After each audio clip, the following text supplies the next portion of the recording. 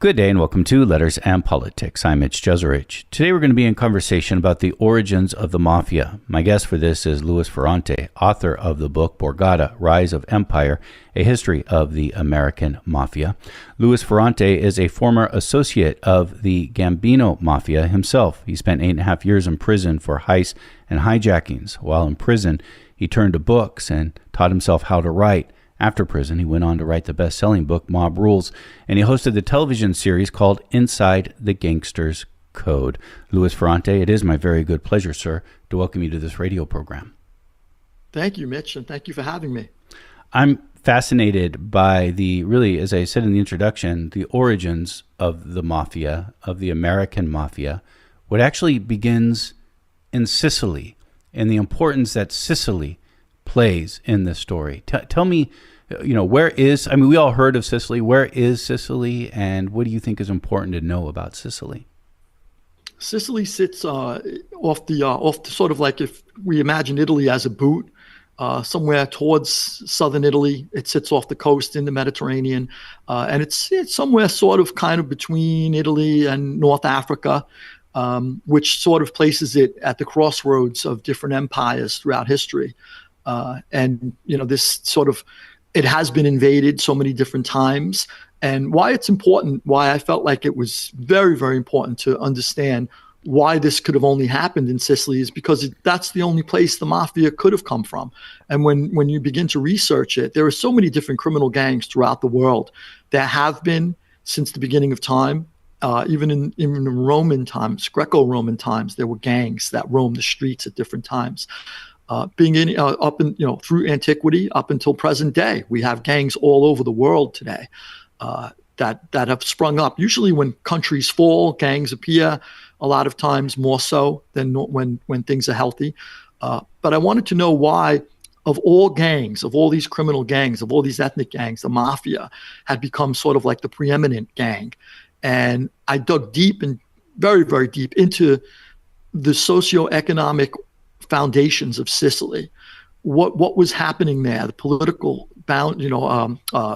political aspects of the whole culture.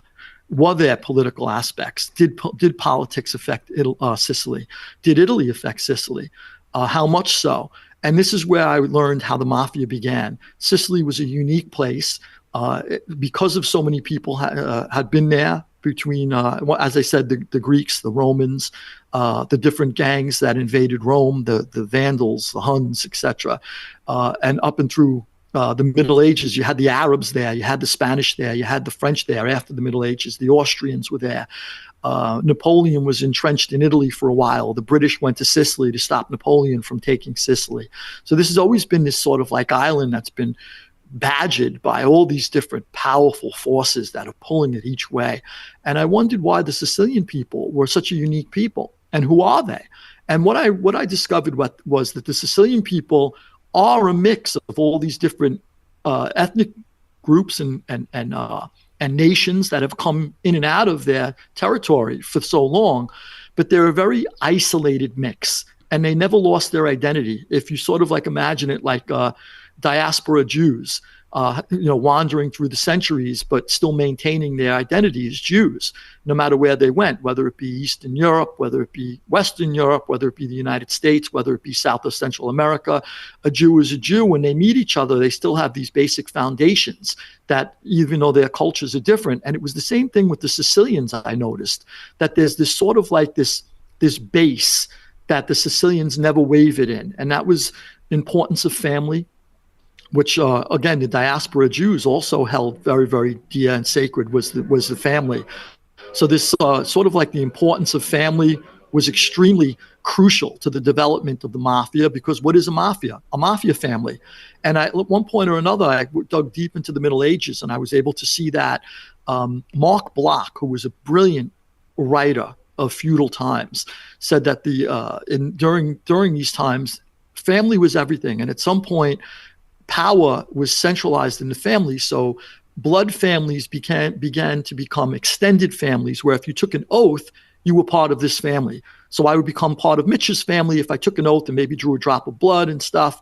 And that's sort of what the mafia is. And it's usually there's a lot of people who are blood family in one crime family, and then there's this extended version of the family, people who come to it like myself and take an oath and become part of a family, whether through associates or sworn members who are willing to die for the family, die and kill.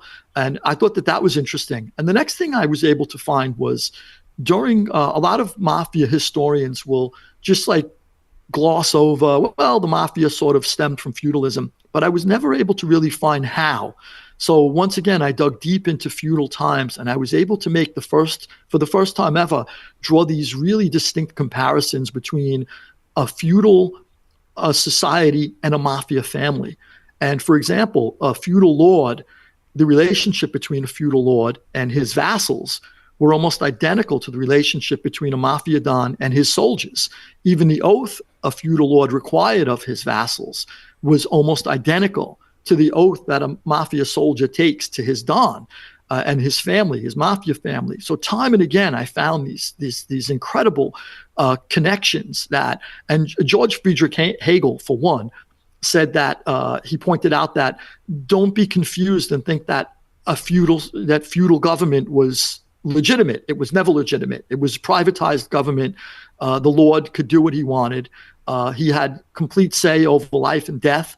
He had complete say over the economics of his society. And this is the same with the mafia.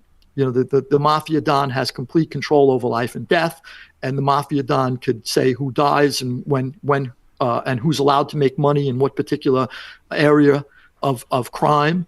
So this is sort of like the connections were endless, and I was able to really, really then bring it up in the womb of the Sicily, how the mobsters, the original mafiosos grew in the womb of feudal Sicily. And when feudalism was abolished in the early 1800s in Sicily, a lot of people, I think the mob, for example, said, well, we were comfortable with this form of government. We were comfortable with this sort of privatized local government. We don't want overlords, and we're happy with it. We're going to continue. And then the next step was during the unification of Italy. Sicily had been tossed around between let me just underscore what you just said there. So is that the link? Is that sort of where you find the beginning of the mafia, when feudalism comes to an end? And you're right, this happens. The British ends feudalism.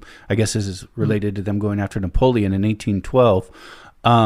When that happens, is that the link that then starts this tradition of a mafia? Yes, it's the first time where I believe the mafia emerged from sort of like, they were people who were comfortable with a landowner, with dealing with their own justice.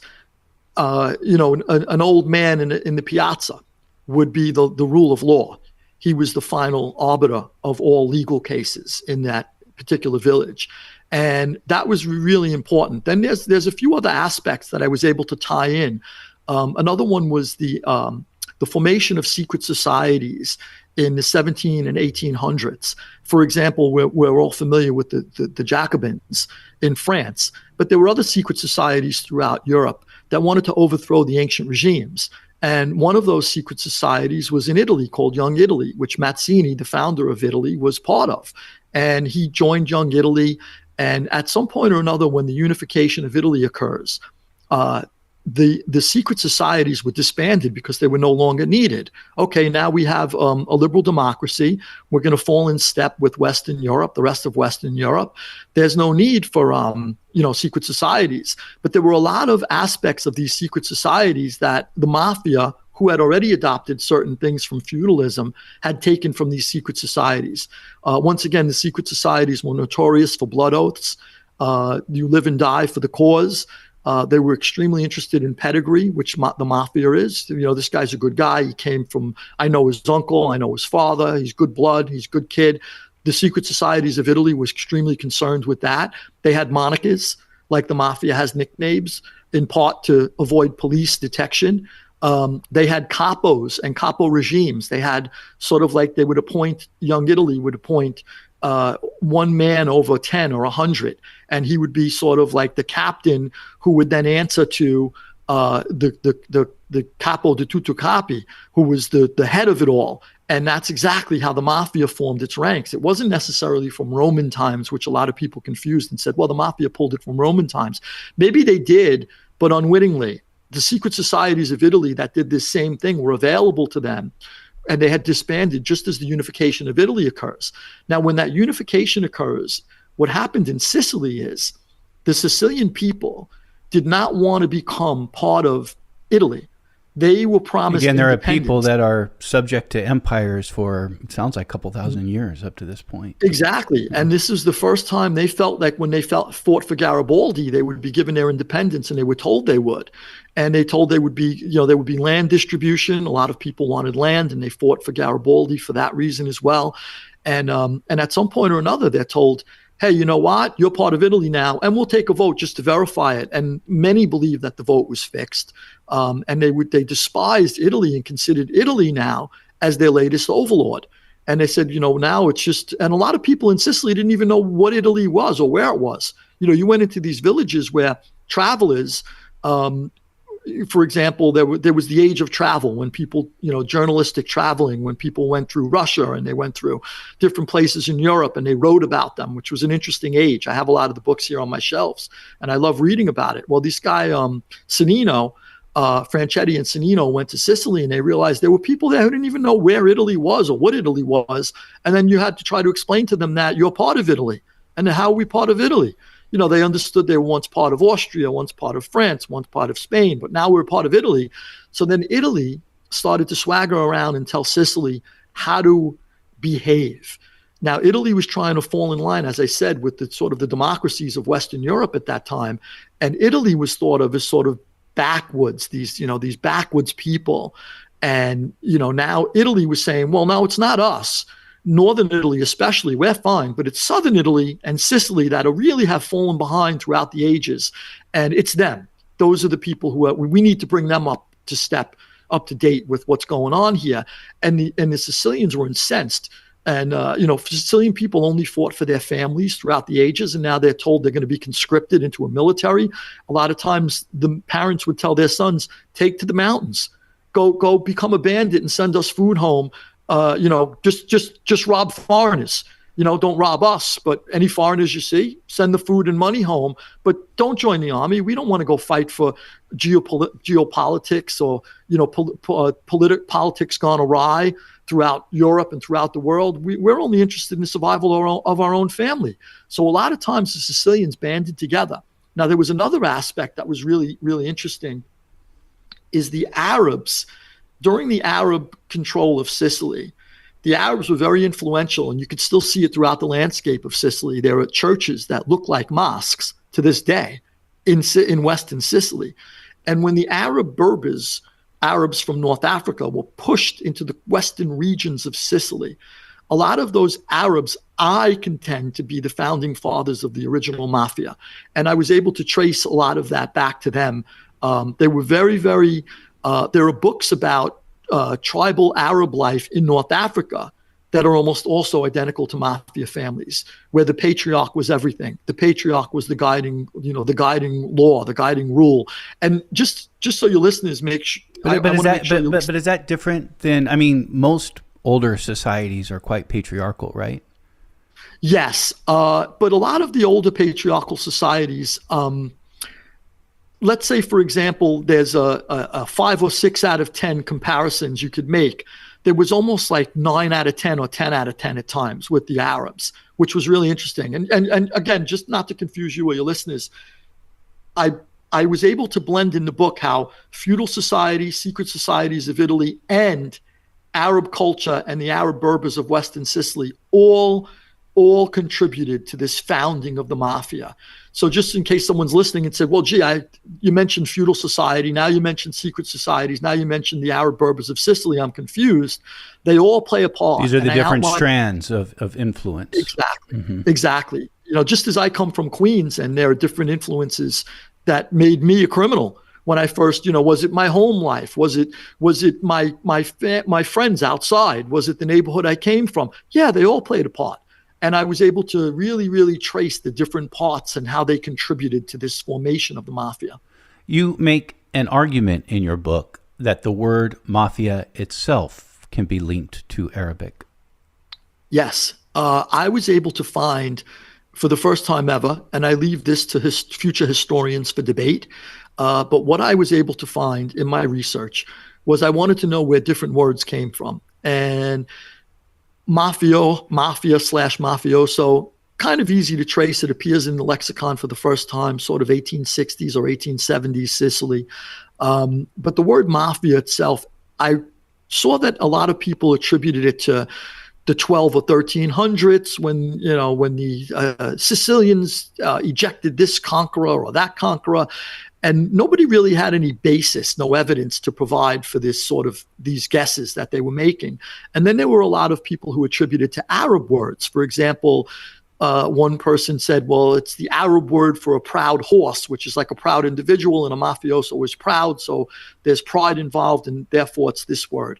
Or this is a cave dweller. And, this is the Arab word for a cave dweller. And a lot of times the bandits / early mafiosos used to take to the mountains and hide in the caves. So that's the word. I was able to find a really interesting word. And for those of us familiar with the Victorian General Gordon Pasha, who was instrumental in trying to prevent the siege of Khartoum. Gordon Pasha was killed at that siege, and he was overthrown / killed by the Mahdi. And who was the Mahdi? The Mahdi, throughout the ages in Islamic culture, has been the person who sort of anointed himself the savior of the people. And this was an interesting person, this Mahdi. And if you take the word Mahdi and you have these Arab Berbers who were pushed into the western regions of Sicily, where the mafia begins, Palermo and Agrigento, these are the places where the Arabs were heavily populated these areas, and their influence is still visible. They were there, and if you take the word Mahdi and you say that the Mahdist regime was considered the Mahdiya, and these people were responsible for pushing back against the Italian government, originally based in Turin and eventually based in Rome. And when the Italian government was trying to push around Sicily, these people in Western Sicily were saying, no, we're not going to have it, and we'll defend the people here. And this is how we do things. We're not going to go fall in line with you. These were the first real rebels in Sicily, and still are to this day. Palermo is still the chief capital of the mafia in the world, other than New York. But the Mahdi, that word I found very interesting. The Mahdi, the people of the Mahdi's sort of army was considered the Mahdist regime, also known as the Mahdiya, which was one letter away from Mafia.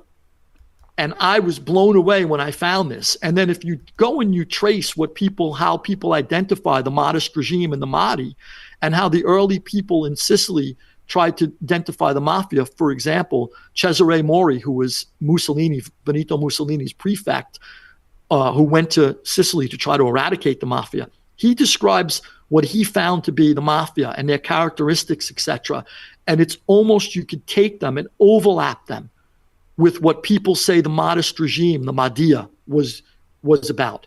And this was incredible to me. And I pulled quotes from different sources to make these juxtapose these comparisons.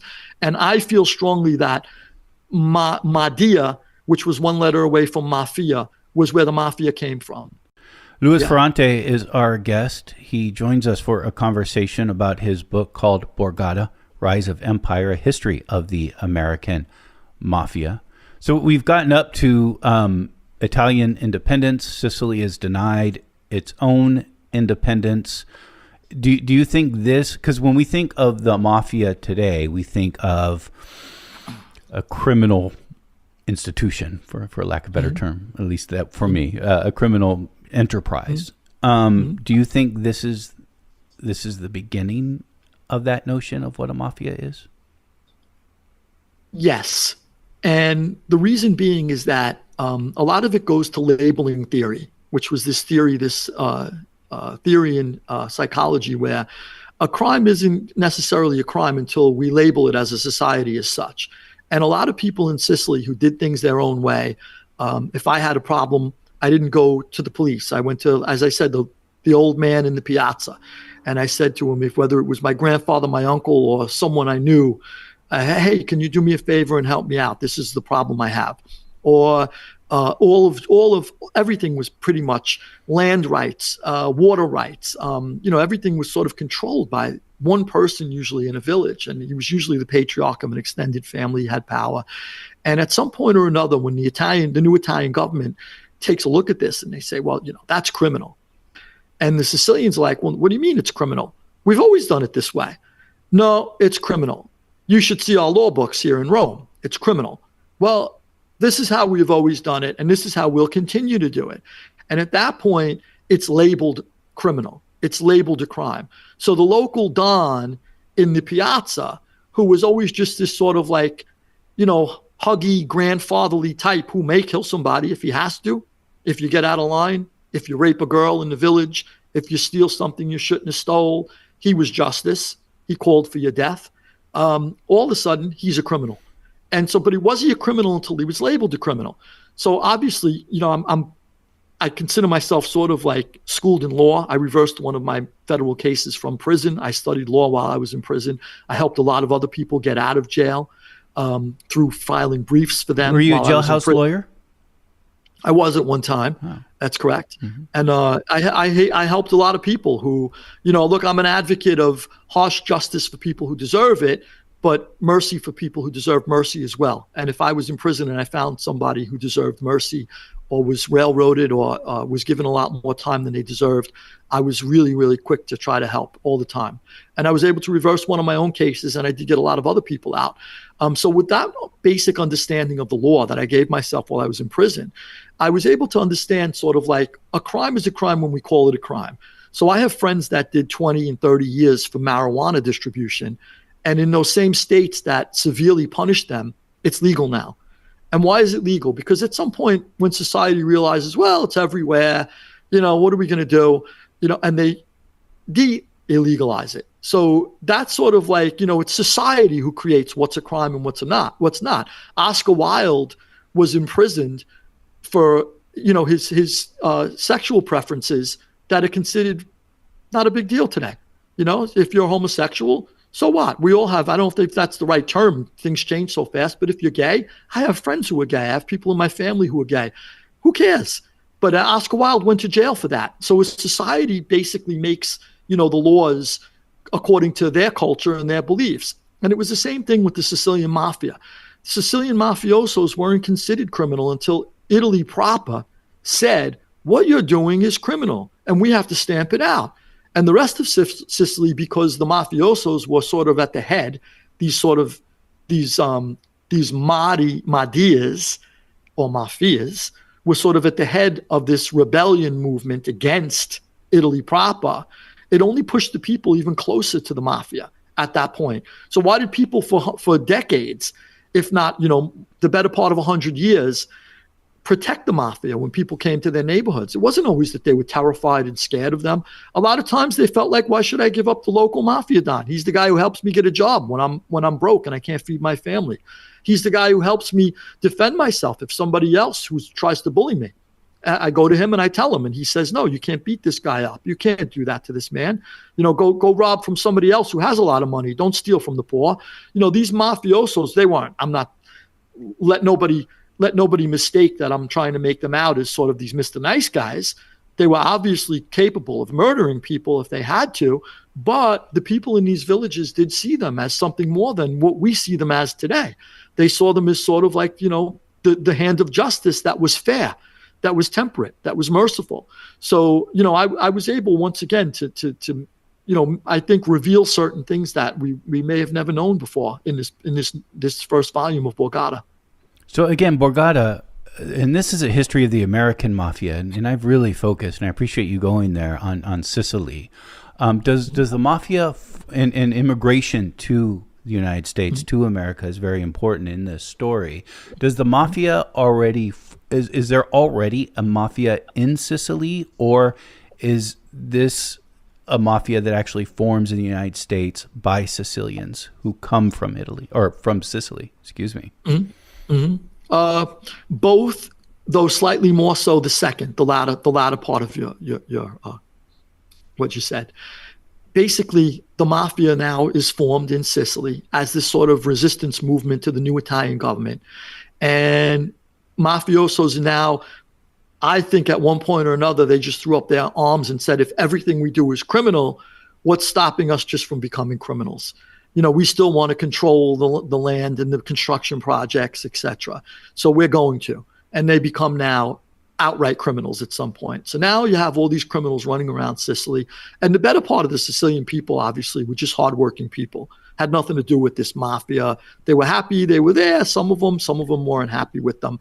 Whatever the case was, at some point or another, the United States, the institution of slavery is abolished in the United States, the 1860s, which is around the same time the unification of Italy occurs. So the abolition of slavery coinciding with the unification of Italy creates this sort of mass exodus from different regions of southern Italy, specifically Sicily, who say, we're poor and we're looking for a better life. They need labor in the United States. Once they abolished slavery, a lot of people were looking for dirt cheap labor, especially in the South. But across the United States, a lot of people always needed cheap labor, but in the South, especially after the abolition of slavery. So this huge Italian immigrant wave starts to come to the United States, and it grows. And at some point toward the late 1800s, you're getting millions of people leaving southern Italy, specifically Sicily, but also the lower regions of the peninsula in Italy proper. And they're coming to the United States and they're looking for work. And with these migrant waves that flood into the United States, 99.9% of which are just people looking for a better life, wanting to work hard, wanting to pour their blood and sweat out for a better life for themselves and their children. With them comes the mafia. And the mafia sort of rides in with the wave. And a lot of them are fugitives from Sicily who are sort of wanted for whatever crimes they may have committed in Sicily. And then they either leave. Some of them escape prison. Some of them leave prison. Some of them are let out of prison. Some of them are categorized as rehabilitated and then sent to the United States, knowing they were not rehabilitated. But a lot of these Sicilian mafiosos start to flood into the United States. And because the Italian labor force was so instrumental at that time in growing the United States, the Italians, I found numerous comments where people said, we can't get along without the Italians. They're the hardest workers we've ever seen. They're like horses, these people. They're like work animals, farm animals. They just work and work and work. And the Italians, these hardworking Italians, only wanted to save their money and work. And these mafiosos sort of benefited from that in the sense that if all the Italian workers, laborers, controlled, for example, were the dominant force on, let's say, a particular waterfront, then the mobster needed only come in and organize them into a union or into a voting block. And he had some type of now bigger control over what products come in, over stopping ships, over stopping trucking that are picking up the shipments that are coming in on the ships. So they had huge control. For example, the South Street Seaport was controlled by the mafia. How was it controlled by the mafia? Well, all these Italians are working down there on the waterfront, and they're unloading all the fish coming in. And the fish, fish being perishable, you only got a few hours to get this fish off the dock and into a freezer somewhere before it rots. So there's huge opportunity for the Italian mafiosos to say, well, you know what? We'll stop the trucking going in and out of here. We'll mobilize the Italians, and they'll do a sit down if we don't get what we want. And, this fish, you want it to your retail and wholesale stores quick, you better do what we say. And next thing you know, they're in control of the entire waterfront, which morphed into much later on in the book. I get to it at some point where the United States Navy, naval intelligence, approaches the mobsters who control the waterfront and said, we're fearful of Nazi sabotage during World War II. You got German U-boats out there. They're coming near our coastline. We've picked up a couple. And there was a ship that burnt in New York. We want to make sure that this doesn't happen. If it was sabotage, we don't believe it was, but it could have just as easily been sabotage. And they make a deal with the mafia to be our roving lighthouse on the eastern seaboard. Tell us when you spot anything that's doesn't belong. And the mafia put out word to all the sea captains. You let us know when you dock, if you've seen anything out there at sea, and all the sea people, all the people working the docks, the longshoremen, tell us what you see and what you can do, and get these ships loaded as quickly as possible, the Italian mafia tells them, and get the men and the goods and the ammunition. We were the arsenal of democracy. The arsenal of the democracies during World War II, the United States was. So the mafia tells them, get these ships loaded as quickly as possible so we could then supply the Allies in Europe, mainly originally Britain, after Winston Churchill, as he famously said, stood alone. The Brits basically did stand alone for quite some time until Pearl Harbor. But at that point, we had to start supplying Europe. We were supplying them to a certain degree before that, the Brits. We had the Lend-Lease, et cetera, that FDR was able to arrange. But for the most part, though, when it got big, we needed the Mafia to make sure that the waterfront ran right. It is interesting to think about the relationship of the Mafia to early unions. To early what? I'm sorry, Unions. Mitch? Unions. Oh, unions. That's correct. Yeah. And I go through that as well. The union infiltration was sort of a combination between Italians and Jews. And that, again, goes to the workforce. A lot of the Jewish immigrants, there was also a migration. There were also a lot of Jews who fled Eastern Europe. There were a lot of pogroms in Eastern Europe at the time when the Sicilians and Southern Italians were coming in. When I say other Southern Italians, I mean from Naples, Calabria, etc., Bari. And my family was from Naples, Sicily, and Bari. I have a grandparent from each, 2 from Bari and 1 from Naples, 1 from Sicily. And they all came here around the same time. Later, they came for the same reasons too, to make better lives for themselves. But basically, I'm sorry, Mitch, rewind one more time. Well, it's the unions. It's interesting to think about the connection of labor unions and the Mafia. Yeah, correct. So the unions basically, a lot of Jews were fleeing Eastern Europe, pogroms in Eastern Europe, around the same time the Southern Italians got here. So the Jews were working in the garment industry, a lot of them, as were the Italians. My grandmother used to work in a sweatshop. I could remember when I was a little kid picking her up, and there were hundreds of ladies, older ladies, a lot of them, working at sewing machines. And we'd have to find my grandmother in this sea of sewing machines and tell her, we're here to pick you up. And she'd leave. She'd literally work to the last minute till we came together. I could remember that. So it's not that far away, not that long ago. So anyway, the Jews had a lot of people working in the garment industry, as did the Italians, which created this partnership between the Jewish and Italian gangsters to sort of mobilize these people into a workforce. And the first one who championed most of this infiltration was Lepke Borgata, who was a Jewish gangster who was partners directly with Albert Anastasia, who was an Italian gangster, and Lucky Luciano, who was an Italian gangster. Borgata was very close with both of them. And through this partnership that Borgata had with Anastasia and Luciano, he was able to dominate a lot of these unions, and many of which the laborers were Jewish women, Jewish men, and a lot of Italians. So there was sort of like, once again, as I had explained, just how the Italians sort of monopolized the waterfront through Italian labor. They were able to do the same with the garment industry through Italian and Jewish labor, and they partnered with Jewish gangsters in doing so. And once they controlled all of those unions and infiltrated them, they had tremendous power in politics. You could tell your union to vote a certain way. That still occurs in American politics today, where you'll hear the such and such union is voting for this president, or the such and such union has endorsed that president. So if we can imagine that still happening today, we could easily imagine it happening back then in the 1930s, where it was even more important. And one particular guy, Sidney Hillman, who Lepke Borgata eventually pushed around, found it difficult to push around in the beginning because he was so powerful. But eventually, Borgata had Mafia help and was able to sort of have Sidney Hillman deal with Lepke Borgata because of the Mafia's help, and sort of accepted him in his sort of garment fiefdom. But Sidney Hillman is a perfect example of this. Sidney Hillman was direct in President Roosevelt's war cabinet, his liaison with American labor. Hillman was. And Hillman was also a direct associate of Lepke Borgata, who was in direct partnership with Albert Anastasia and Lucky Luciano.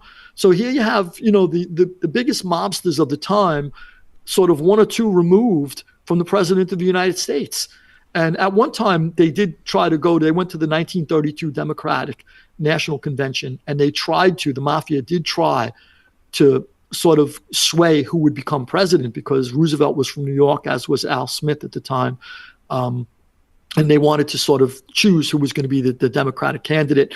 And as I understand it, FDR, who I'm a big fan of, by the way, was a tremendous, to me, I don't think anybody could have fought World War II as brilliantly as FDR did, just by the people he put in place.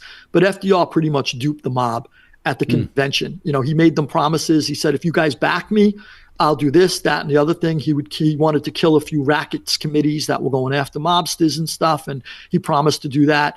And then he duped them at the end. He got his nomination, and he said, you guys ain't getting nothing from me. And Lucky Luciano made a really, really interesting comment. He said, I don't blame him for what he did. I was a shit-ass double-crosser just like him, and I would have double-crossed him if I had a chance. So he double-crossed me. It's the way it goes. So, and FDR wasn't one to be beholden to anybody. Anybody who's studied enough about FDR, really, really brilliant guy. I mean, that's incredible. Interesting. The infiltration of politics by the mafia is important. And I got the sense in preparing for our conversation, it's important then to understand prohibition and how the mafia approached prohibition. It was an opportunity for them. It was. And it was the first time that the mafia was able to be seen as the sort of like sexy gangsters that they're sometimes seen as today. How movies may portray them as today, to this day. And it started at Prohibition. So before Prohibition, the mob is, coming against the press now and then, coming into the press now and then as people who murdered this one, shoved this guy in a barrel, killed that one, threw him off a bridge, a body floated up here. This body was found decomposed. So they're really not like this sexy element of American society. They're bloodthirsty gangsters. We don't really need these people. And then Prohibition comes along, which was the greatest error in government, as Elihu Root said, the greatest error in government when they vote and pass through Congress and the Senate that we're going to go dry. The United States is no longer going to provide alcohol for its own people. We're not going to do this unless it's medicinal purposes, etc. In small areas, we continued it now and then in little small areas, but for the most part, you can't drink anymore. You can't get drunk. You can't have social drinks. No more. The American people were incensed because it was a small lobby that pushed this through, that grew bigger and bigger and caught everyone off guard who thought it could never happen. Companies like Anheuser-Busch were like dumbfounded, like this happened? How did that happen? They never thought it would happen. A lot of the German beer companies early on, a lot of wine companies, liquor companies never thought this could happen. And the people never thought no one could take away our liquor. But it shows what a small lobby could do if they push hard enough and they get their way, and they did. And they convinced enough people in Congress and the Senate to pass it. And Prohibition goes through. And next thing you know, the people are desperate for alcohol. And the mob says, what an opportunity. Here we are, where the underground, we control the underworld. If we provide booze, which everyone wants, we won't be seen as these bad guys. I mean, we're basically just supplying a demand for the American people that the government is too stupid to give them. And next thing you know, they partner with the Jews who had connections in different distilleries overseas. And the mafia then had the distribution network set up in the States for the most part. And Arnold Rothstein was a big player in the beginning. Brilliant guy. He was sort of like the funder of larcenous schemes, they called him. But he saw an opportunity here. He dumped a couple of $100,000 into getting the Great Lakes up in the higher region of the Northeast. We were able to bring in a lot of alcohol from Canada. Canadians were producing alcohol and sending it to the United States. So we had these rum runners running across the Great Lakes. Rothstein was one of the big original funders of that, as were the Italian gangsters who could control the area. And then Rothstein opened up a distillery for us across the pond up in Scotland and was able to get top-notch liquor. And by the Italians, for example, Lucky Luciano, having access to the best, you got liquor that was fermented in the Scottish Highlands, as opposed to people who were making bathtub gin, really gave the mafia, a leg up on this industry. You guys are the premier. They were providing the best liquor. The best. Yeah, the best. And, you got 12-year-old scotch that people could get their hands on from the Italian mafia through the Jewish connections. And it made them, sort of like the premier distributors of alcohol throughout the country. And that's that was when they established themselves as sort of like these sexy individuals who were able to provide alcohol. And then what happened was when eventually when Prohibition was repealed, all of these corrupt connections that the mafia made through Prohibition, where either Prohibition agents or local ward leaders or mayors or governors or congressmen who were sort of in bed with the mob, who the mob paid off, a lot of those illicit relationships continued on. You know, if you've been paying a guy for a few years now for something that this particular individual in politics did not feel was such a bad thing, now you say to him, like, hey, listen, we just want to gamble now. Gambling isn't so bad, is it? We want to open up a casino over here or there.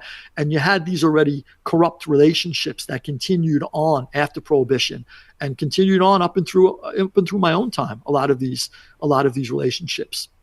Not easy to leave the mob. And I don't mean just for a member, but if you have a connection to them as a politician, not so easy just to cut off ties, I suspect. Exactly. I mean, they got you, first of all. I mean, you've done business with them for so long. So there's sort of like this mutual destruction.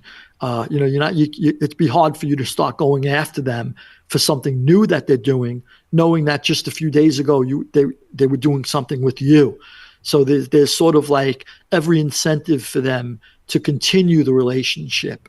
And then at the same time, there's an interesting perfect storm that occurs. At the same time, you have repeal. And the mafia is walking away from Prohibition with all these deep pockets. They have cash up the gazoo that they don't know what to do with. So the mafia sort of has all this extra cash laying around from Prohibition. And the market crashes, the stock market, the major stock market crashes. And people are throwing themselves out of windows. And the banks are all going belly up. And the few banks that are left are saying, we just can't give everybody a loan. You know, we understand you need money for your business to keep it going, but sorry, the doors are closed at the moment, and it's really hard to get cash loans. Well, the mafia steps in and says, well, we got plenty of cash, and we're happy to provide you with the loans you need, but we want a little bit of a piece of the business that you're in. And that's how the mafia then reached out and embedded themselves in a lot of industries that they still remain in today. You know, whether it be the restaurant industry, the construction industry, you know, the development of different real estate across the country. Whatever industries the mafia sort of began to infiltrate was very, very dependent on the cash they were able to provide when the banks weren't giving it after the stock market crash. Nobody had cash but the gangsters. And the gangsters said, okay, but once we give you this money, we're going to dig our claws into you. And we're not letting go, just so you know. And people were desperate for cash. So they said, that's fine. I need to feed my family. And I will make a deal with the devil if that's what it has to be. I need to feed my family. And if the devil is willing to feed my family, then that's fine. I mean, you say the devil, but what I'm thinking in my mind is a feudal lord.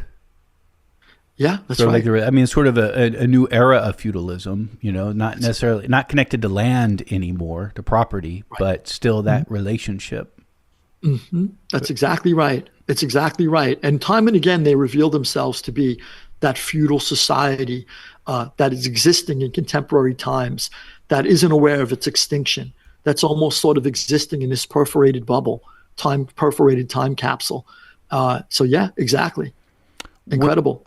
When do we get the rise of the first powerful mafia, and who is it? So the rise of the first, interesting to me, was as a New York gangster in the 80s and 90s coming up. I went away when I was 25, but from the time I was 13 till I was 25, my entire life was a crime in progress. All I did was whether stealing cars or chop shop, hijacking trucks, and then bigger and bigger crimes and heists. That's all I ever did until the federal government put me away for a long time. So I was interested to learn that it wasn't New York, because New York is the dominant place. It's sort of like the Rome of the Roman Empire. There's Alexandria, there's different places throughout the Roman Empire where you could point to and say, well, the Romans were there too. Eventually they went to Constantinople, etc. But no, there's only one Rome, and that Rome was New York. So no matter how far flung the empire was, the Mafia empire, its headquarters was always New York. But I found that the original mafia families did not come from New York. They came from Louisiana, specifically New Orleans. And that was interesting for me to learn, because the New Orleans mafia still exists today to some degree, still existed when I was on the street, but it's small, it's watered down, they're not that powerful in contrast to New York. So I was stunned to learn that it was New Orleans. But when you start to get into why it was New Orleans, it becomes apparent why it was New Orleans. When the Italian wave of immigrants first came here, the Italian immigrant wave from southern Italy wanting to work, first of all, the Italians were used to the Mediterranean climate. So they wanted to go to a climate like their own. They weren't used to 10 feet of snow in New York, where a lot of gangsters are today. They weren't used to sort of digging out the digging out the car, but digging out the wagon back then, from a snowstorm. They weren't used to like getting logs and heating your house and stuff, providing wood, getting the wood ready for the winter. The mafiosos who first came here wanted a Mediterranean climate like their own, and they found that in Louisiana. And then it also goes back to the desperate need for cheap labor when slavery was abolished. When a lot of these sugar and tobacco and cotton plantations didn't have workers, they said, well, what are we going to do? Well, the Southern Italian immigrants were happy to work for almost slave labor. And I imagine did the plantation owners would rather hire for these very low wages Italian immigrants rather than recently freed. That's right. Black people. The recently freed slaves. I mean, that's a whole different subject I'd love to tackle one day. A lot of the recently freed slaves had it harder when they were freed. Oh, yeah. Because it was, the oppression and the discrimination never stopped. I don't want to say they weren't going to hire them. They weren't going to hire them. They'd rather hire Italian immigrants who, weren't, were they white at this point? Who knows? I mean, they eventually become white, but this is still a different time. Yeah. And what's interesting is they weren't considered white. Italians were not considered white. They were called N's, the word, the N word, inside out. They were considered pizza N's. So there were a lot of slang, discriminatory labels attached to Italians that compared them to African Americans. And the Italians were happy to live and work amongst the African Americans in the poor neighborhoods. They voted for anything that helped the African Americans. And I found New York Times articles that basically that said that explicitly, that the Italians voted along with the blacks. Anything that they could do to help the blacks, they were happy to help them. So the Italians were considered sort of like these blacks, quote, blacks turned inside out, which was also a further discrimination toward blacks, because once again, as if the direct discrimination against blacks wasn't enough, now they're being, used as sort of like this comparison with another group of undesirables. But the Italians were considered less than white. And because of that, they were sort of like, okay, we can't have slave labor anymore. And we don't want to hire the African Americans. So we'll just hire these Italians who are pretty close to African Americans, but they work hard and they just got here. So throw them on the plantation. And they were the second biggest group that was lynched in the South. Italian Americans were. And I found pictures of them hanging from trees, which was new to me. I knew we were called wops, guineas, greaseballs. I knew all of the derogatory names when I was growing up, but I didn't know we were hung from trees too. And not to take away from the African American experience, everybody knows it's common knowledge now that they absolutely suffered the most in this country. We all know that. But the Italians probably were a close second. If you had to put somebody behind them, it would have been the Italian Americans, who were lynched the most in the South next to the African Americans. And I did not know that. They're actually the biggest mass lynching in American history was a mass lynching that happened in New Orleans. Do you think we're almost out of time here. So much we can't get to because of the tyranny of the clock, I like to call it. But just quickly, do you think this also explains why then you would get the rise of this first mafia in New Orleans? Yes, it definitely contributed to it. A lot of mobsters, even if it was just through justification, hardworking Italian Americans did not want anything to do with the mafia. But the mafia was able to say to each other, to themselves, as a justification, look how discriminated against we are. We need to band together. We need to stay together. If we're going to survive this experience, we're going to have to be just as tough and strong as the people around us. And if they think they're going to push us around, we got something for them. And a lot of it, yes, even in my time, a lot of it we were told when I was a kid. I was told that we were still being discriminated against, and this was how we defended ourselves from it. And by time I was growing up, it was a myth. I mean, I had every opportunity. I just wasn't aware of it. I needed somebody to lead me by the hand and tell me I could become this, I could become that. Unfortunately, I didn't have that. But that, that sort of Italian, I guess, attitude was prevalent in the mafia early on, and it was justified. If everywhere you look, people are being lynched and people are being called all these horrible discriminatory names, it's easy to say, hey, we got each other. And we have every right to carry guns and shoot people if we want, because look what we're up against. And we don't want to end up hanging from a tree too. So yeah, it was a justification in some ways. Louis Ferrante has been our guest. He has joined us for a conversation about his book called Borgata, Rise of Empire, A History of the American Mafia. We just scratched the surface. It was all you could really do in 50 minutes. And this is also volume 1 of a 3-volume series that is coming. So, Louis Ferrante, thank you for doing this, and I hope you'll come back so we could talk about future volumes and even get more into this history. But I thank you very much for taking this time today. Thank you so much, Mitch. I appreciate it.